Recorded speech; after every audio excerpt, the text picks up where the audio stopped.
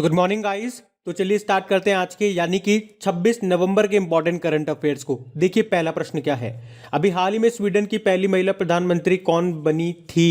तो आंसर होगा Magdalena Andersson. तो मैग्डेलेना एंडरसन को स्वीडन की संसद ने देश की पहली महिला प्रधानमंत्री के रूप में नियुक्त किया था और उन्होंने किनका स्थान लिया था? स्टीफन लॉफवेन का स्थान लिया था।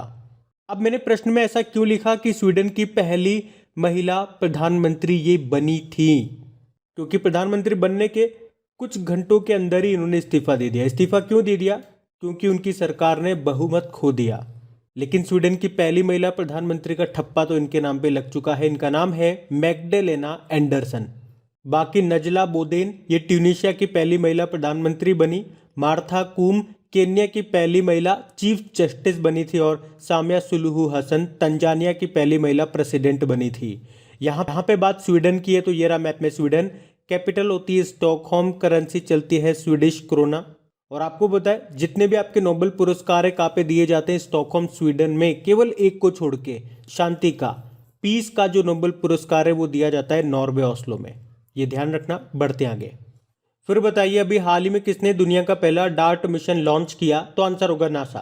तो अभी अमेरिकी स्पेस एजेंसी नासा ने जानबूझकर एक अंतरिक्ष यान को दुर्घटनाग्रस्त करके एक क्षुद्र ग्रह का मार्ग बदलने के लिए ये डार्ट नाम से अपनी तरह का पहला मिशन शुरू किया है। डार्ट का मतलब हो गया डबल एस्टेरॉयड रिडायरेक्शन टेस्ट। और इस मिशन का उद्देश्य क्या है कि एक अंतरिक्ष यान को जानबूझ करके एक क्षुद्र ग्रह से टकराया गया, ये चेक करने के लिए कि इस टकराव से उस क्षुद्र ग्रह ने अपना मार्ग कितना बदला है, मतलब उसने कितनी अपनी डायरेक्शन को चेंज किया है। ऐसा क्यों? ताकि भविष्य में किसी विनाशकारी टक्कर से पृथ्वी को बचाया जा सके। मतलब भविष्य में अगर कोई क्षुद्र ग्रह तेजी से पृथ्वी की तरफ आता है और हमें पता है अगर वो टकराएगा तो काफी विनाश हो जाएगा, तो हम क्या करेंगे? एक अंतरिक्ष यान को क्षुद्र ग्रह से टकरा देंगे ताकि वो अपनी डायरेक्शन चेंज कर ले और वो पृथ्वी से न टकराए। ये इस मिशन का उद्देश्य है। अब इसको लॉन्च किया नासा ने। देखो नासा मतलब national aeronautics and space administration. स्थापना होती है 1958 में। डीआरडीओ की भी स्थापना 1958 में होती है। इसका हेडक्वार्टर मिलेगा वॉशिंगटन डीसी में और इसके नए एडमिनिस्ट्रेटर प्रशासक कौन है? Bill Nelson. इसके अलावा याद रखना इसरो और नासा मिलकर के निसार उपग्रह बना रहे हैं जिसे 2023 में लॉन्च करेंगे ये।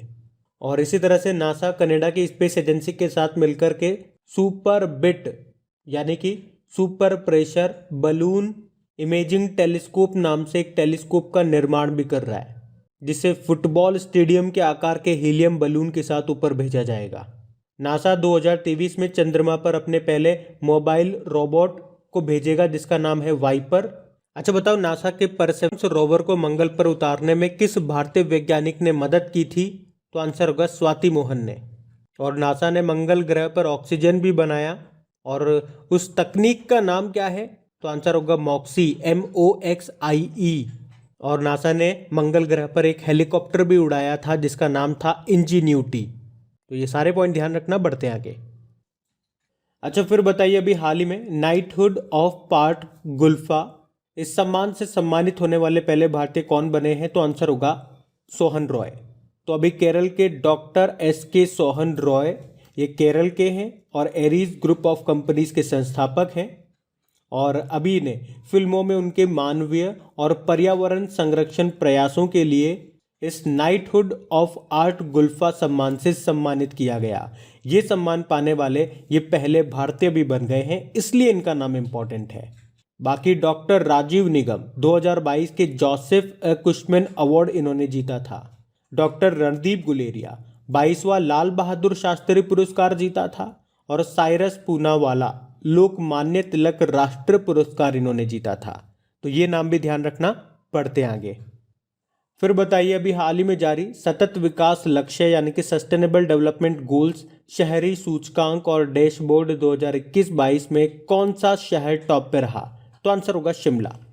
तो याद रखना ये है sustainable development goal urban index यानी कि सतत विकास लक्ष्य शहरी सूचकांक।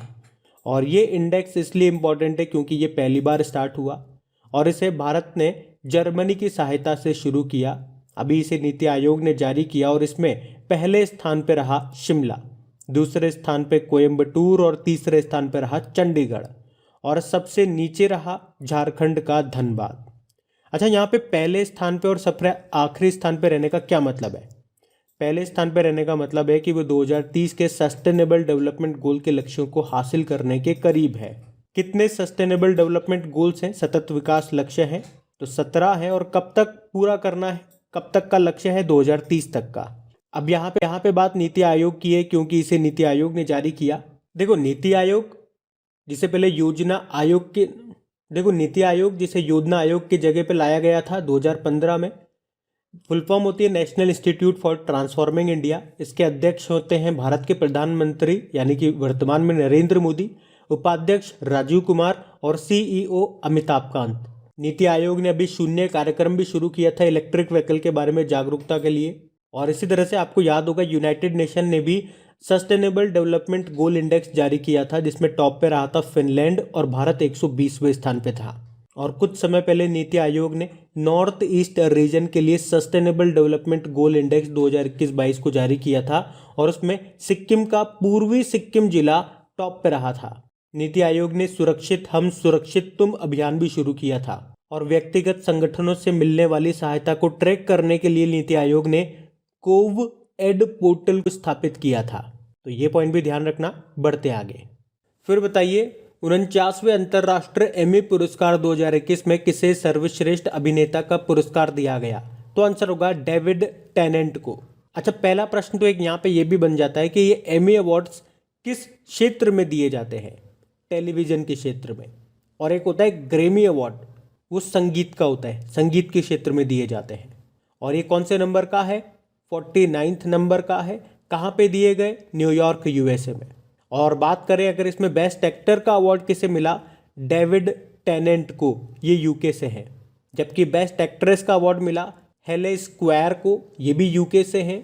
और सर्वश्रेष्ठ नाटक श्रृंखला का अवार्ड मिला तेहरान को, ये इजराइल का नाटक है। और बेस्ट कॉमेडी सीरीज रही कॉल माय एजेंट, ये फ्रांस की है। अच्छा, क्या कभी किसी भारतीय शो को ये एमी अवार्ड मिला क्या? तो आपको याद होना चाहिए, एमी अवार्ड पाने वाला एकमात्र भारतीय शो जिसने 2020 में बेस्ट ड्रामा अवार्ड जीता था, क्या नाम है उसका? दिल्ली क्राइम। ये इंपॉर्टेंट क्वेश्चन रहेगा आपके लिए, तो ये ध्यान रखना। बाकी अभी 93rd ऑस्कर अवार्ड्स हम लोगों ने पढ़े थे, जिसमें बेस्ट पिक्चर का अवार्ड मिला था नॉमैडलैंड को, बेस्ट एक्टर का अवार्ड मिला था एंथोनी हॉपकिंस को द फादर मूवी के लिए, बेस्ट एक्ट्रेस का अवार्ड मिला था फ्रांसिस मैकडॉर्मेंड को नॉमैडलैंड मूवी के लिए, और बेस्ट डायरेक्टर रही थी क्लोए झाओ नॉमैडलैंड मूवी के लिए। वैसे अभी 67th नेशनल फिल्म अवार्ड्स के बारे में भी आपने पढ़ा होगा, जिसमें बेस्ट एक्टर का अवार्ड धनुष को मिला था असुरन मूवी के लिए, मनोज बाजपेयी को मिला था भोंसले मूवी के लिए, और बेस्ट एक्ट्रेस का अवार्ड मिला था कंगना रनौत को मणिकर्णिका के लिए। अभी दादा साहब फाल्के अवार्ड किसको मिला? रजनीकांत को मिला, ये भी ध्यान रखना। बढ़ते आगे। फिर बताइए जर्मनी के नए चांसलर कौन होंगे? तो आंसर होगा ओलाफ स्कॉल्ज। आपको बताया, हम लोगों ने पढ़ा था, जर्मनी की जो चांसलर हैं एंजेला मर्केल, उन्होंने भी अपने पद से इस्तीफा देने की घोषणा कर दी थी। तो अब ओलाफ स्कॉल्ज ये बनेंगे जर्मनी के नए चांसलर, ये लेंगे एंजेला मर्केल की जगह। वैसे वर्तमान में ये ओलाफ स्कॉल्ज ये जर्मनी में फिनेंस मिनिस्टर है। बाकी जोनास गैर स्टोर ये नॉर्वे के प्रधानमंत्री बने। डेम सेंड्रा मैसन का नाम इंपॉर्टेंट है, अभी बारबाडोस की पहली प्रेसिडेंट बनी ये। और पेड्रो कैस्टिलो पेरू के प्रेसिडेंट बने। बात यहाँ पे जर्मनी की है तो ये रहा मैप में जर्मनी। कैपिटल इसकी बर्लिन है, करेंसी यूरो है, और प्रेसिडेंट कौन है? Frank Walter Steinmeier. अभी आपको याद होगा दुनिया की पहली सेल्फ ड्राइविंग यानी कि स्वचालित चालक रहित ट्रेन कहाँ पे शुरू हुई थी? जर्मनी में ही। और इंटरनेशनल शूटिंग स्पोर्ट्स फेडरेशन का हेडक्वार्टर भी आपको मिलेगा जर्मनी में, म्यूनिक जर्मनी में। ध्यान रखना ये। बढ़ते आगे। फिर बताइए अभी हाल ही में दुनिया का सबसे व्यवस्थित बैंक कौन सा बना? तो आंसर होगा जेपी मॉर्गन चेस। तो वैश्विक नियामकों के द्वारा ऋणदाताओं की नवीनतम वार्षिक रैंकिंग के अनुसार जेपी मॉर्गन चेस को एक बार फिर दुनिया का सबसे महत्वपूर्ण बैंक नामित किया गया। जेपी मॉर्गन चेस, इसका हेडक्वार्टर मिलेगा आपको न्यूयॉर्क यूएसए में। ये अमेरिकन मल्टीनेशनल इन्वेस्टमेंट बैंक है और इसके सीईओ जेमी डिमॉन है। बढ़ते हैं आगे। फिर बताइए हाल ही में किस बैंक ने तेजस्विनी और हौसला योजनाओं को शुरू किया? तो आंसर होगा जम्मू कश्मीर बैंक। तो अभी हमारी जो फिनेंस मिनिस्टर है निर्मला सीतारमण, उन्होंने जम्मू कश्मीर बैंक की तेजस्विनी और हौसला योजनाओं को शुरू किया है। ये तेजस्विनी योजना 18 से 35 वर्ष के बीच की लड़कियों को अपना खुद का बिजनेस करने के लिए 5 लाख रुपए की वित्तीय सहायता देगी। अच्छा, वैसे अभी निर्मला सीतारमण जी ने पंजाब नेशनल बैंक और सिडबी क्लस्टर डेवलपमेंट फंड की 200 करोड़ रुपए की शिखर और शिकारा योजनाएं भी शुरू की। बाकी आईसीआईसीआई बैंक अभी आपको बताए ऑनलाइन प्लेटफॉर्म है ट्रेड इमर्ज, इसको लॉन्च किया इसने। कर्नाटक विकास ग्रामीण बैंक सर्वश्रेष्ठ वित्तीय सेवाओं के लिए एसोचेम अवार्ड जीता था इसने। कोटक महिंद्रा बैंक देश भर में माइक्रो एटीएम ये शुरू करेगा। बाकी जम्मू कश्मीर बैंक का हेडक्वार्टर मिलेगा आपको श्रीनगर में और इसके नए एमडी सीईओ बन गए बलदेव प्रकाश नाम है उनका। बढ़ते आगे। फिर बताइए अभी हाल ही में रेल मंत्री ने थीम आधारित टूरिस्ट सर्किट ट्रेनों के रूप में किस ट्रेन को शुरू करने की घोषणा की? तो आंसर होगा भारत गौरव। तो अभी हमारे जो रेल मंत्री हैं कौन? अश्विनी वैष्णव।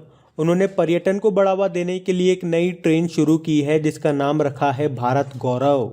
उन्होंने कहा कि रेलवे यात्री यानी कि पैसेंजर और माल ढुलाई के बाद अब रेलवे पर्यटन के लिए ट्रेनों का तीसरा खंड शुरू करेगा जिसका नाम होगा भारत गौरव ट्रेन।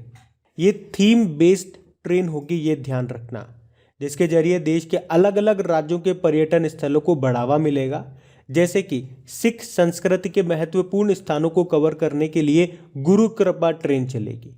उसी तरह से भगवान श्री राम से संबंधित स्थानों के लिए रामायण थीम वाली ट्रेन चलेगी। मतलब मैंने आपको कहा ना, थीम आधारित ये ट्रेन चलेगी। वैसे वर्तमान में रेलवे बोर्ड के चेयरमैन और सीईओ कौन है? सुनीत शर्मा है। अभी आपको याद होगा मुंबई सेंट्रल रेलवे स्टेशन पर भारतीय रेलवे के पहले पॉड होटल का उद्घाटन भी किया गया था। और अभी पूरी तरह से सोलर ऊर्जा से संचालित होने वाला पहला रेलवे स्टेशन कौन सा बना? Chennai central railway station. Bharat की सबसे हल्की मेट्रो ट्रेन किस शहर में लॉन्च होगी? पुणे में। अभी बताओ national high speed rail corporation limited के नए अध्यक्ष बने थे कौन? सतीश अग्निहोत्री। और उत्तर प्रदेश ने काकोरी कांड का नाम बदल करके काकोरी ट्रेन एक्शन कर दिया था, ये भी ध्यान रखना। और बताओ मध्य प्रदेश का पहला स्वचालित रेलवे कोच वॉशिंग प्लांट ये कहाँ पे स्थापित किया गया? हबीबगंज रेलवे स्टेशन पर। और अभी किस रेलवे स्टेशन को 5 स्टार ईट राइट स्टेशन का सर्टिफिकेट मिला था? चंडीगढ़ रेलवे स्टेशन को। चलो आप तो ये बताओ रेल बजट और आम बजट को अलग करने वाली समिति कौन सी थी? एकवर्थ समिति। और इनको साथ में लाने वाली समिति कौन सी थी? विवेक देबरॉय समिति। और किस राज्य में रेलवे ट्रैक के ऊपर देश का पहला 5 स्टार होटल बना? तो गुजरात के गांधीनगर कैपिटल रेलवे स्टेशन पर। तो ये पॉइंट भी ध्यान रखना। बढ़ते आगे। फिर बताइए अभी नवंबर 2021 में सागर शक्ति अभ्यास ये कहाँ पर आयोजित किया गया? तो आंसर होगा कच्छ प्रायद्वीप। तो सागर शक्ति अभ्यास ये 19 से 22 नवंबर 2021 तक गुजरात के कच्छ प्रायद्वीप के क्रीक सेक्टर में आयोजित किया गया था। इसमें भारत की तीनों सेनाओं ने, जल सेना, थल सेना और वायु सेना और तट रक्षक बल यानी कि कोस्ट गार्ड और गुजरात पुलिस ने इसमें भाग लिया। तो इसमें सुरक्षा में आने वाली चुनौतियों का सामना करने के लिए इसका आयोजन किया गया था। अच्छा, आप तो ये बताओ हमारी तीनों सेनाओं के बीच में इस साल हमने एक एक्सरसाइज भी किया था एमफेक्स नाम से। ये कहाँ पे हुआ था? तो याद रखना अंडमान निकोबार में। बढ़ते आगे। फिर अगला प्रश्न है अभी हाल ही में प्रधानमंत्री नरेंद्र मोदी ने भारतीय सेनाओं को कौन सी उन्नत इलेक्ट्रॉनिक वॉरफेयर सूट सौंपी है? तो आंसर होगा शक्ति। तो अभी प्रधानमंत्री नरेंद्र मोदी ने उत्तर प्रदेश के झांसी में रक्षा समर्पण पर्व में हिस्सा लिया था और वहीं पे उन्होंने भारतीय सेना को इलेक्ट्रॉनिक वॉरफेयर सूट सौंपा जिसका नाम क्या है? शक्ति। तो ये सूट करेगा क्या? तो एक तो ये रडार का पता लगाएगा और फिर उसे जाम कर देगा और साथ ही मिसाइल हमलों से भी हमारी सुरक्षा करेगा। ये क्या नाम है इसका? शक्ति। अच्छा, अब आपसे एक प्रश्न पूछता हूँ, आप मुझे बताओ कमेंट बॉक्स में टाइप करके। एक तो शक्ति, एक हो गया समुद्र शक्ति, एक हो गया मित्र शक्ति, एक हो गया गरुड़ शक्ति। ये एक्सरसाइज हम किन किन देशों के साथ में करते हैं? फिर से सुनो, शक्ति, समुद्र शक्ति, मित्र शक्ति और गरुड़ शक्ति। और ये भी बताओ, एक ऑपरेशन शक्ति ये हमारा दूसरा परमाणु परीक्षण था जो कि हमने पोखरण में किया था, किस वर्ष किया था वो बताओ। हम बढ़ते हैं आगे। अच्छा फिर बताइए, हाल ही में महमूदुल्लाह रियाद ने टेस्ट क्रिकेट से संन्यास की घोषणा कर दी है, तो आंसर होगा बांग्लादेश।